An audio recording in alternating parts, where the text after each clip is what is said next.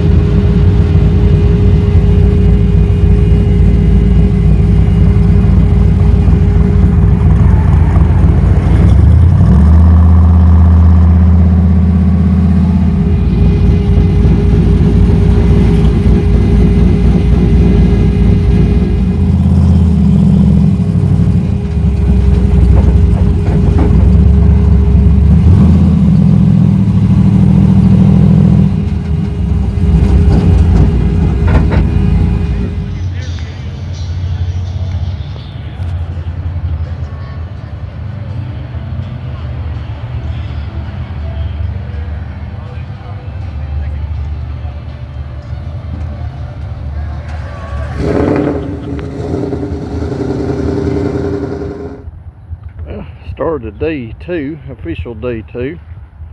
Stayed at the KOA here in Nashville last night. So time to hit the track.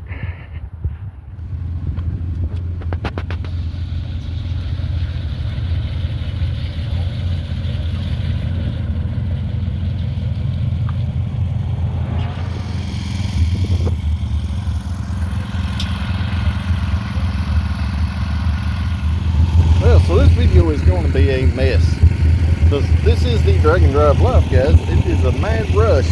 Like literally, I packed up the campsite last night, come here, got tires changed, and I missed the first run group. So I'm going to have to wait for the second one to get my time slip turned in for today. So kind of have a hectic kind of deal. I'll go into it a little more in depth towards the end of the video. But it's going to be a lot of, I'm just going to draw some little clips here and there, and that's what it's going to be. Because it's real hard to do any kind of real video stuff in this kind of environment. But fortunately for you guys, you know, it gives me a few minutes to continue to make a video. So let's walk around the pits here a little bit, see if we can see a little racing.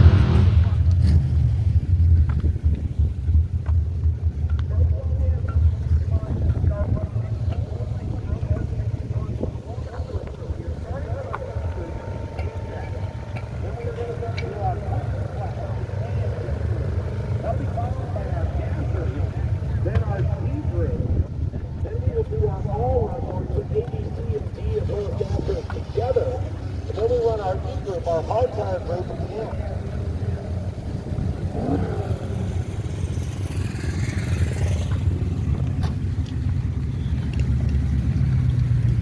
All right, attention in the pits. Attention in the pits. My first hard call today. Comes from time we park over in our Windows South side area. We have a black vehicle that is going to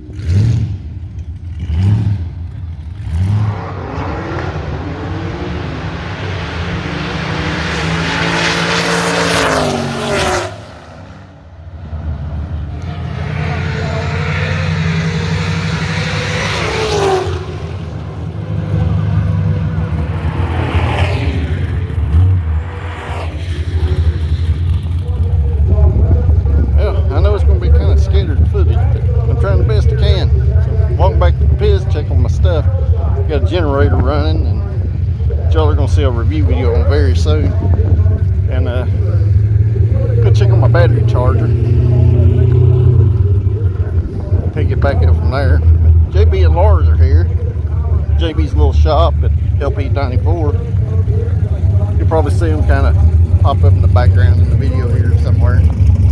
But let me get back to the pits.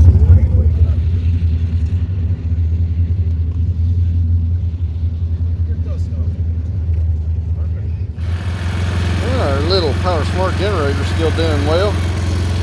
Been running the crap out of it, charging my spare battery.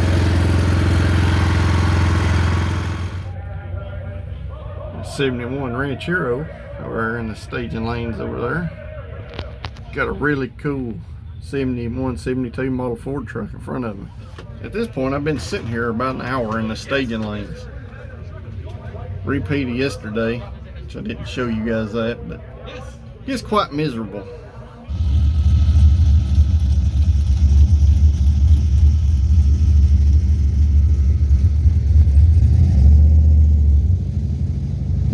We're starting day 3. I really didn't do a whole lot of talking stuff on day 1 and 2 because it's been hectic. This is a very busy type deal. Pretty much you get the track, you get the car ready to race, you make your passes, you get the car ready to street drive, you get to where you're staying, you unload, wash, rinse, repeat. The drives are quite long, and the past 2 nights it's been about 10:30 when I've set up a tent. I stayed at KOA the past 2 nights. So I want to put some footage, some photos of the adventure so far, and then I'll be back, guys.